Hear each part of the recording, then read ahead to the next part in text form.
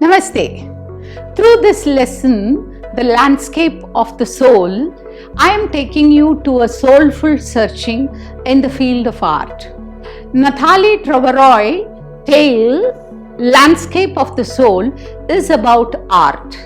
The story, Landscape to Soul, stimulates the diverse sense of beauty and wishes of artists from Western and Eastern cultures.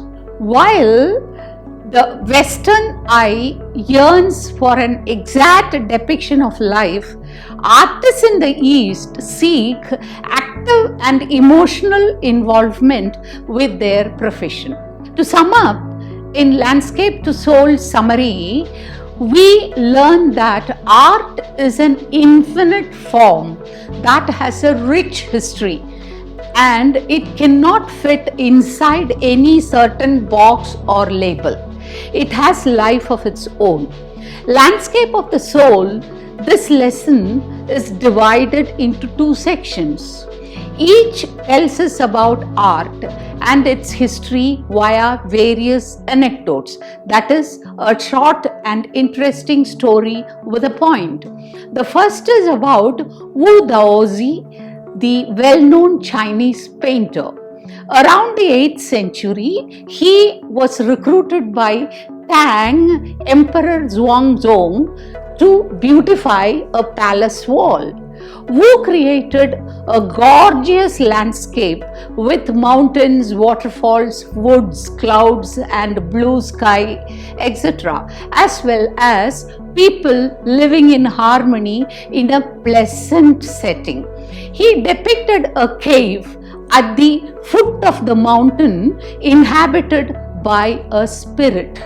When the painter was displaying his painting to the emperor, he clapped his hands and an opening to the cave opened, allowing him to enter and vanish. Thus, the author claims that after fading, it symbolizes the awareness of the mystical inner realm. As a result, it is stated that only masters are aware of the root inside and travel beyond any material form.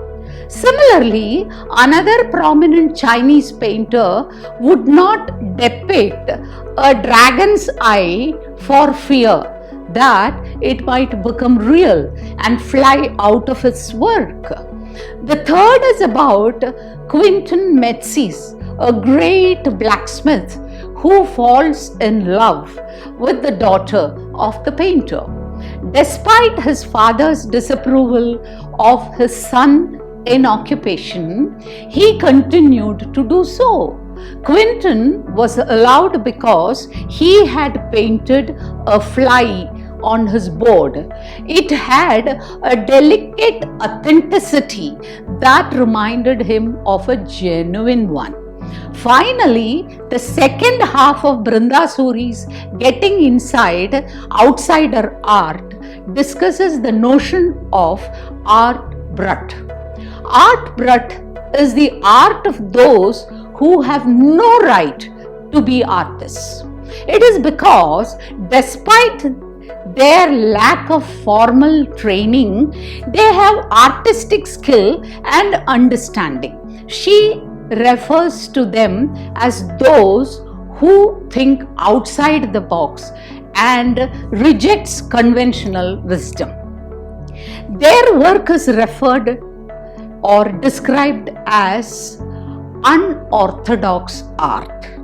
She mentions Nick Chand's work in the Rock Garden in Chandigarh as an example of art brat.